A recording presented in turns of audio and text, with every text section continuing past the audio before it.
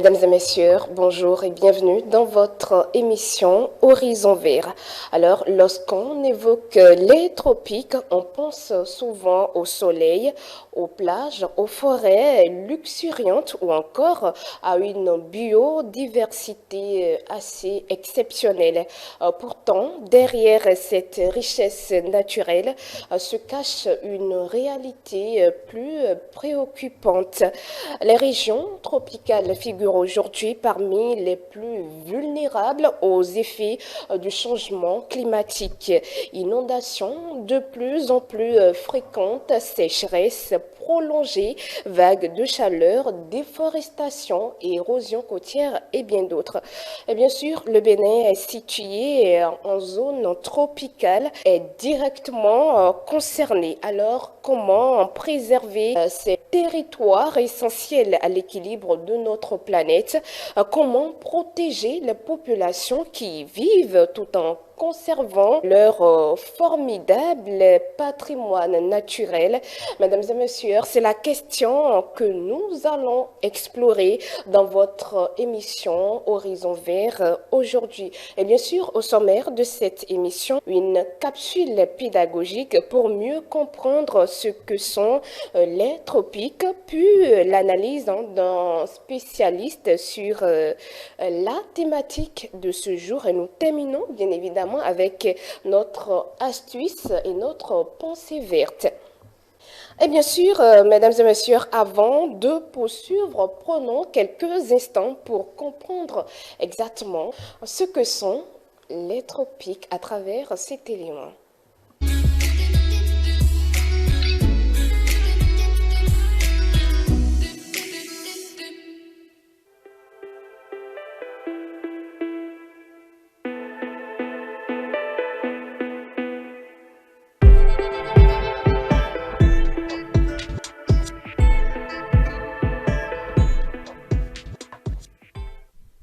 Avant d'entrer dans le vif de notre sujet, faisons un petit détour par la géographie. Pour mieux se repérer sur notre planète, les géographes ont imaginé des lignes invisibles que l'on retrouve sur toutes les cartes du monde. Parmi elles figurent l'équateur, les deux tropiques et les deux cercles polaires. Aujourd'hui, intéressons-nous aux tropiques. Il existe deux grandes lignes imaginaires, le tropique du Cancer situé dans l'hémisphère nord et le tropique du Capricorne situé dans l'hémisphère sud. Entre ces deux lignes s'étend ce que l'on appelle la zone tropicale, la zone la plus chaude de la planète. Le Bénin fait partie de cette vaste zone tropicale, tout comme une grande partie de l'Afrique, de l'Amérique du Sud, de l'Asie, du Sud-Est et de nombreuses îles du Pacifique. Ces régions abritent une biodiversité exceptionnelle, de grandes forêts, des mangroves, des savanes, mais aussi près de la moitié de la population mondiale. Pourtant, ce sont également des territoires particulièrement exposés aux effets du changement climatique. Inondations, sécheresse, déforestation, érosion côtière ou encore perte de biodiversité. C'est justement pour rappeler l'importance de ces régions et les défis auxquels elles font face que les Nations Unies célèbrent chaque 29 juin la Journée internationale des tropiques. Une occasion de réfléchir ensemble à une question essentielle: comment protéger les populations et les écosystèmes des régions tropicales face au changement climatique.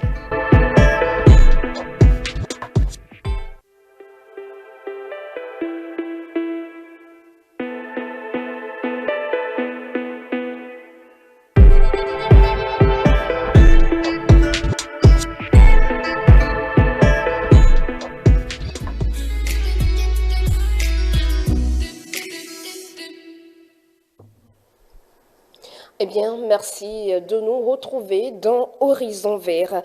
Vous venez de découvrir, mesdames et messieurs, où se situent les tropiques et pourquoi cette région du monde est si particulière. Mais comment expliquer qu'elle soit aujourd'hui l'une des plus exposées aux effets du changement climatique? Pour répondre à cette question, nous recevons notre invité dans notre séquence Voix verte.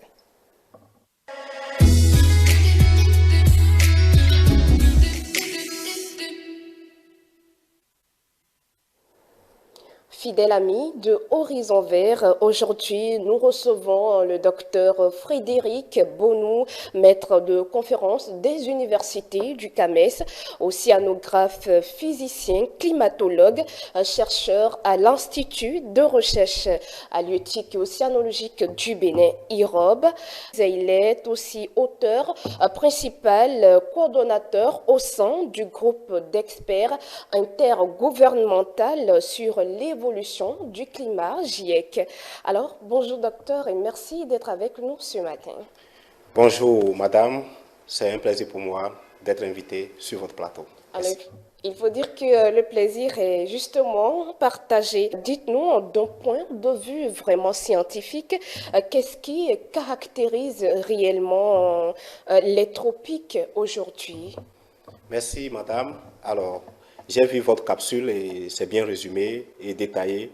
Cette bande que vous voyez est séparée par le tropique, oui, de Cancer et le tropique de Capricorne, c'est une zone qui reçoit beaucoup d'énergie solaire. Alors, c'est une zone qui, en même temps, est caractérisée par la zone de convergence intertropicale. Et quand on parle donc de la zone de convergence intertropicale, on parle donc de la pluie. Et avec l'ensoleillement, l'énergie excédente reçue, cette énergie est distribuée vers les zones polaires, le nord et le sud. Et comme nous sommes dans l'ère donc du réchauffement global, cette zone est beaucoup plus affectée. Ça affecte les saisons de pluie, la régularité des pluies, et ça crée donc l'inondation, l'élévation, les mangroves sont affectées, la pêche est affectée, l'économie est affectée, l'agriculture également aussi est affectée dans cette zone. C'est une zone située plus ou moins entre 23,5 degrés latitude nord et 23,5 degrés latitude sud. C'est une zone qui mérite donc d'intérêt. D'intérêt. Oui. Alors, dites-nous déjà pourquoi, voilà, justement, vous parliez tout à l'heure d'intérêt. Déjà, dites-nous pourquoi est-ce que ces zones occupent une place si importante, je vais dire, dans l'équilibre climatique mondial. D'abord, nous devons savoir que une très bonne partie de cette bande est représentée par l'océan. Et l'océan, qu'est-ce que l'océan fait? L'océan absorbe de la chaleur. Et avec la chaleur excédente, puisque le réchauffement global entraîne donc de plus en plus donc, la tendance en termes de radiation énergétique qui donc augmente des tendances. Plus, vous allez remarquer que dans cette zone, nous avons des saisons sèches. Et c'est des saisons où, au Bénin par exemple, ici, nous pouvons constater que et nous avons connu des saisons où il y a plus de chaleur, surtout à Cotonou, ici. Et actuellement, nous sommes en saison pluvieuse et nous savons ce qui se passe. La pluie qui devrait avoir lieu entre une période de 2 mois en une seule nuit, alors nous constatons cela et cela crée des inondations. Donc tout cela fait que c'est une zone vraiment d'intérêt où nous devons vraiment prendre garde. Alors, au regard de tout cela, est-ce qu'on peut dire aujourd'hui que les tropiques voilà, sont de plus en plus vulnérables face aux effets du changement climatique? Exactement, c'est ce qu'il faut dire. C'est une zone qui est de plus en plus vulnérable. Et dans le capsule, c'est dit que près de la moitié de la population mondiale y vivent. Et quand vous constatez, c'est une zone qui est en même temps une zone où la majorité des pays développés et sous-développés y sont concentrés. Donc on retrouve des populations qui ne sont pas nantis, Et ces populations, des fois, économiquement, vivent des activités agricoles. Et avec la rareté des pluies, alors cela affecte les familles. Cela crée donc des déséquilibres économiques. Également, sur le plan touristique, cela affecte donc le tourisme et les infrastructures sont affectées par l'élévation du niveau de la mer, également aussi par l'érosion côtière. Vous allez voir que beaucoup d'hôtels aiment construire, donc beaucoup de compagnies aiment construire des hôtels près donc des plages. Et avec l'historique du Bénin montre déjà que beaucoup d'hôtels sont partis déjà. Vous voyez, économiquement, ça veut dire qu'on est affecté. Donc c'est une zone réellement qui mérite d'intérêt. Alors, vous étiez bien sûr en train de le notifier. Déjà, dites-nous, en tant que climatologue et spécialiste des zones côtières, quels sont les principaux changements que vous observez au Bénin et plus précisément dans le golfe de Guinée aujourd'hui? Merci beaucoup. Et nous avons effectué des études et en utilisant les outils satellitaires, également en utilisant des outils d'observation directe à travers donc, des systèmes de caméras que nous avons installés à Grand Popo et qui avaient fonctionné sur une période d'environ 5 ans. Alors, ces systèmes de caméras nous ont permis à Grand Popo de voir comment donc l'érosion affecte Grand Popo. Et aussi, de récentes études que nous avons effectuées montrent également, à partir donc, des outils satellitaires, les zones qu'on appelle souvent en anglais hotspots, qui sont affectées par l'érosion côtière depuis 4 décennies sur 40 ans. On a constaté que Grand Popo est une zone qui est affectée par l'érosion côtière. Quand on remonte à Semenkodi, Semenkodi est aussi affecté. On retrouve des tendances d'érosion par segment qui vont jusqu'à 26 mètres par an. Et quand on remonte au niveau donc, du port autonome de Cotonou, juste à l'ouest, vous allez constater que c'est l'accrétion. C'est plutôt la terre qui gagne sur l'océan. Et de l'autre côté, juste après au niveau d'Apapa, c'est l'érosion côtière qui sévit. Donc voilà. Et en termes d'élévation de niveau de mer, pas seulement au Bénin, mais de façon régionale et globale, le niveau de la mer commence par augmenter. Et du fait du réchauffement global, il y a des calottes glaciaires au niveau des pôles qui sont en train de se fondre. Les tropiques, qu'est-ce qu'ils font? Ils fournissent de l'énergie aux zones polaires. Donc, plus donc, il y a donc, cette énergie qui est fournie, ça en fait les calottes glaciaires, et cela donc, conduit donc, à l'élévation du niveau de la mer. Ça, c'est des choses qu'on vit aujourd'hui.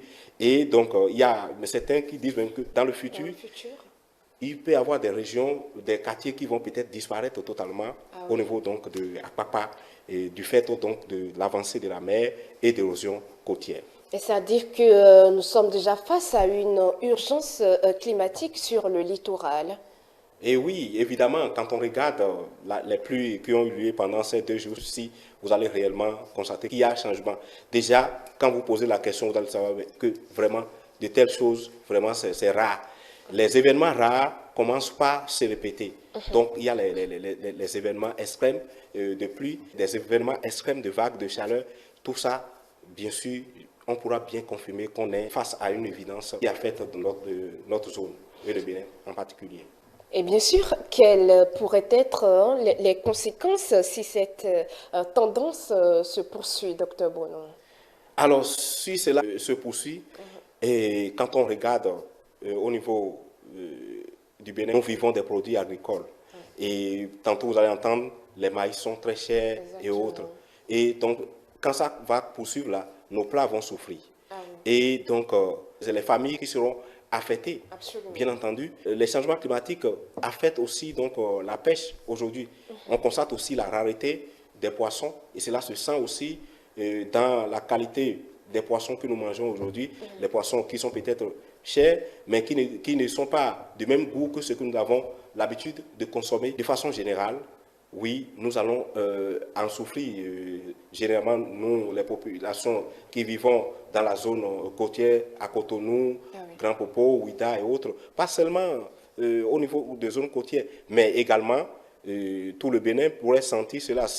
Parce que quand on parle de pluie, il y a la pluie qui va jusqu'au nord. Si au niveau de l'agriculture, vous constatez qu'il y a rareté de pluie, alors vous allez constater pendant les saisons de récolte que oui, voilà, que c'est des maigres récoltes. Et quand c'est comme ça, c'est les familles qui sont affectées, c'est la pauvreté qui sévit dans les foyers. Voilà. Donc, je pense bien que la réalité, elle est bien là. Nous voyons un peu le problème qui se pose sur le marché. Alors déjà, dites-nous, les mangroves, les forêts, les lagunes ou encore les zones humides jouent un rôle essentiel dans la régulation du climat. Alors, que risquons-nous, justement, que risquons-nous encore une fois si ces écosystèmes continuent de se dégrader? On va se baser sur ces écosystèmes-là. merci beaucoup. Alors, nous allons prendre le cas des forêts. Oui. Alors, on nous a dit quoi? Les forêts, qu'est-ce qu'ils font? Ils absorbent le CO2. Et donc, pour nous libérer d'oxygène. Oui. L'océan, c'est vrai, l'océan nous fournit d'oxygène, mais les forêts aussi en contribuent, surtout dans la zone tropicale. Donc, qu'est-ce qui va se passer? Nous allons manquer donc d'oxygène. Oui, la quantité d'oxygène. Nous allons vivre dans des zones où vraiment, c'est-à-dire, on serait peut-être des fois étouffé, ou c'est-à-dire, c'est les maladies tropicales. Quand on prend, par exemple, les mangroves protègent aussi les zones côtières contre l'érosion côtière. Comment? Alors, il y a le transport, il y a les vagues qui, donc, en s'avançant, raclent des sédiments. Mais quand ces vagues rencontrent des eaux sédimentaires, alors qu'est-ce qu'il fait? Donc, il protège, bien entendu, donc, l'espace à ce niveau-là. Mais quand donc il n'y a pas de mangrove, alors qu'est-ce que les vagues font? Les vagues vont arracher les superficies, vont arracher. Et donc là aussi, on pourra parler même des pertes de superficie. Et c'est là où on parle donc d'érosion côtière accentuée. Également, quel autre aspect vous avez? J'évoquais l'aspect des lagunes. Très bien, donc des lagunes aussi sont affectées. Il y a l'intrusion saline, voilà, surtout au niveau de la côte, il y a les nappes sont affectées. Dans les lagunes, également, il y a des poissons, bien sûr, des espèces de poissons. Ces espèces de poissons deviennent rares aussi du fait que ces milieux sont soit affectés par la pollution ou soit donc affectés par le changement au niveau donc de la température, aussi donc affectent certaines espèces qui migrent pour aller vers soit ou carrément qui s'éteignent, c'est-à-dire qui disparaissent du fait de ne pas pouvoir donc vivre dans ces environnements qui deviennent de plus en plus chauds.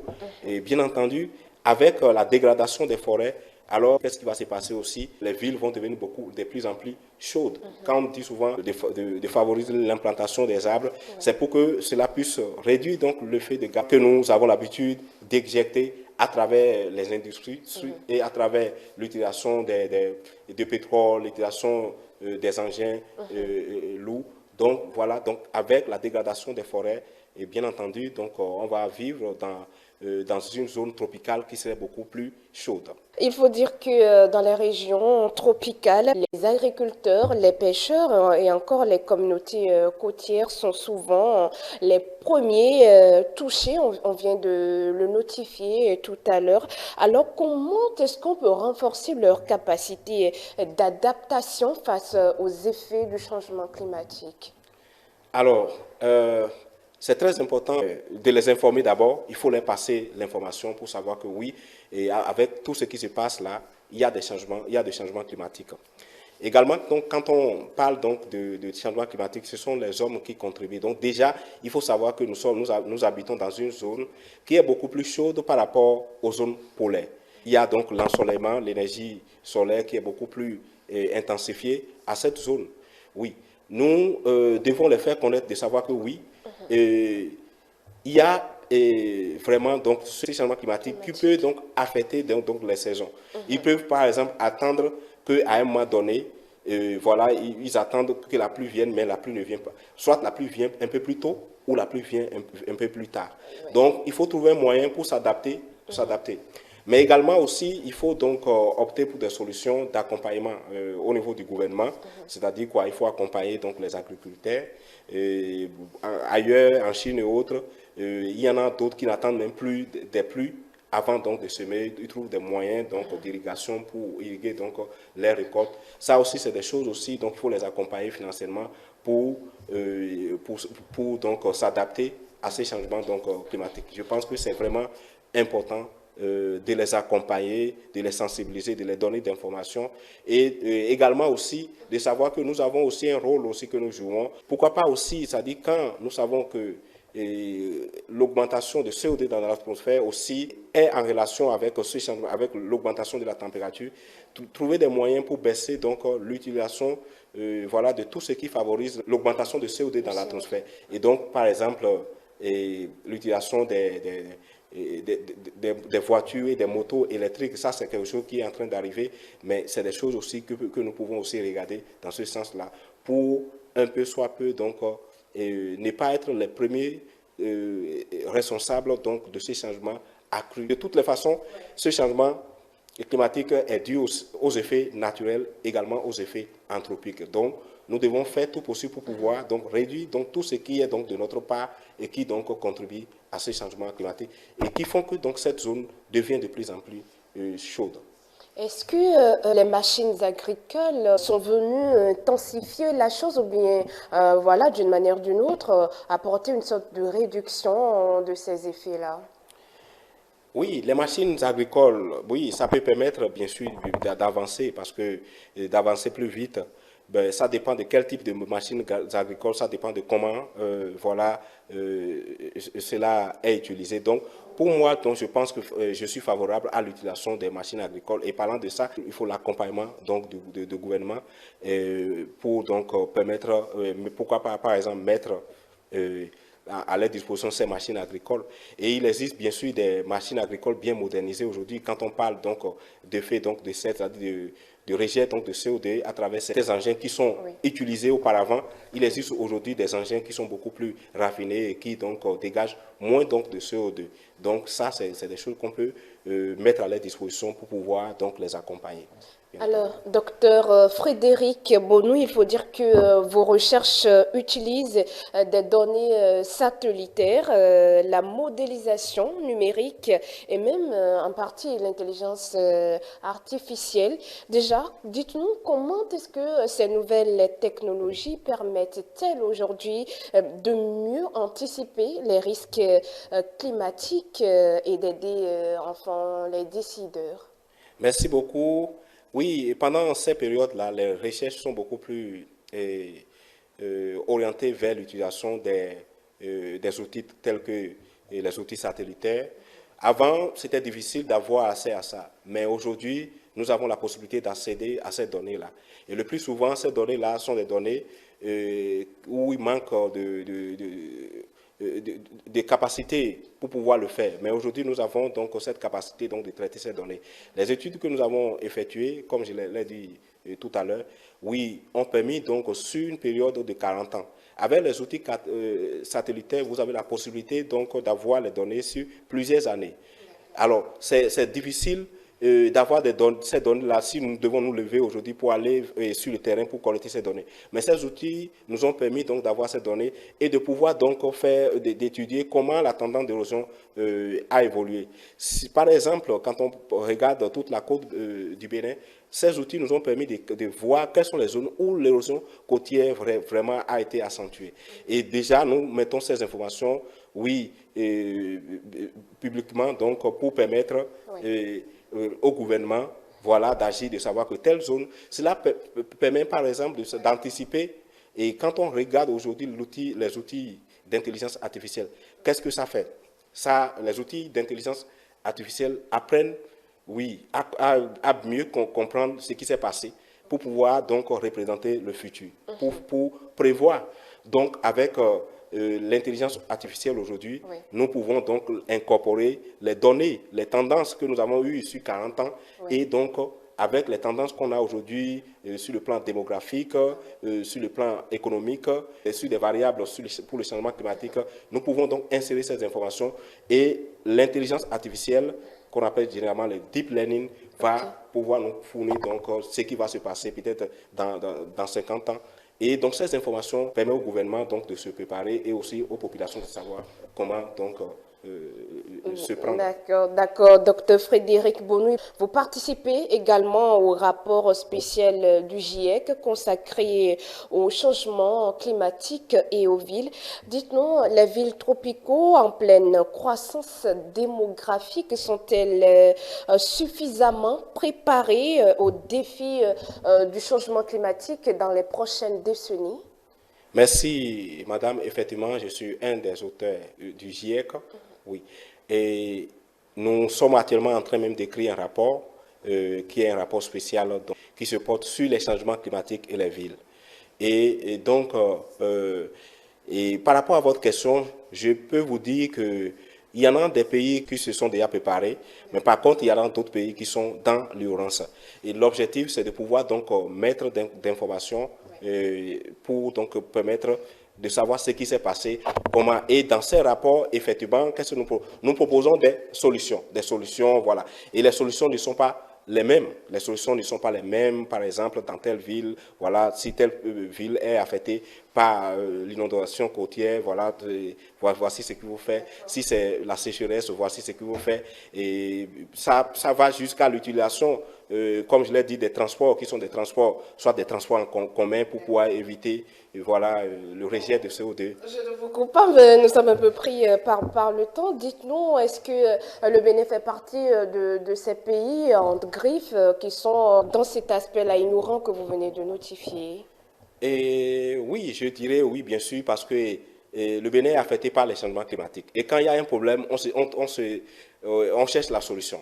Et dans la recherche de solutions, des fois, c'est-à-dire on va faire des solutions qui ne sont pas des solutions adaptées. Bien sûr, je dirais que oui, le Bénin a connu des problèmes où, c'est-à-dire des solutions utilisées n'étaient pas des solutions adaptées. Donc, le pays fait bien sûr partie des pays vraiment qui continuent donc de se chercher, quoi. Mais nous espérons que des actions concrètes doivent être prises pour améliorer la chose.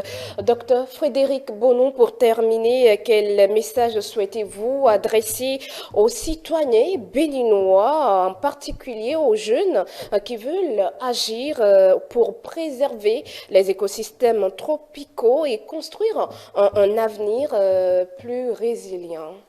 Alors, je vais nous dire simplement de savoir que notre nature, notre région est en train de changer, que nous sommes en train de vivre cette époque et cela nous affecte.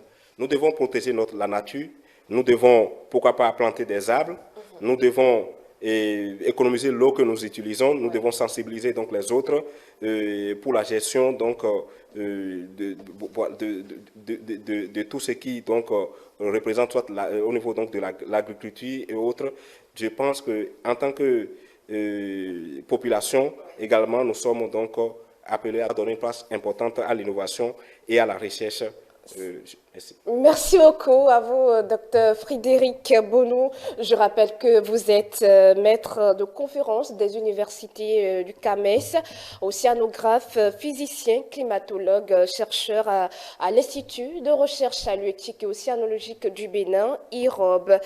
Merci pour ces explications. Chers amis téléspectateurs, votre émission Horizon Vert se poursuit. On s'installe tout de suite et maintenant dans la séquence Astuces et Pensées vertes.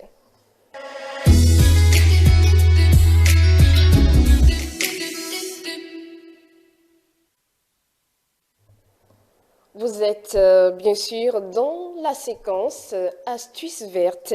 Notre astuce de ce jour ou de cette semaine dit ceci: à planter des espèces locales lorsque vous participez à des actions de reboisement. Elles sont mieux adaptées au climat, favorisent la biodiversité et contribuent à restaurer durablement les écosystèmes. La pensée verte de ce jour nous dit ceci: la nature nous offre l'équilibre, à nous de la préserver pour les générations futures puissent elles aussi en vivre. Voilà qui referme ce numéro de votre émission Horizon Vert. Aujourd'hui, nous avons découvert que les régions tropicales ne sont pas seulement des espaces de grande richesse naturelle, elles sont aussi en première ligne face aux conséquences du changement climatique. Les protéger est C'est un défi collectif qui concerne les citoyens, les scientifiques, les décideurs publics et les générations futures. Merci à vous, chers amis téléspectateurs, de nous avoir suivis. Retrouvez-nous sur l'ensemble de nos plateformes digitales, notre site internet, le www.etelebene.com, notre page Facebook Etélé en direct, notre chaîne YouTube Etélébene aussi via notre application iOS et Android Etélé. Excellente suite de programmes sur Etélé. Au revoir.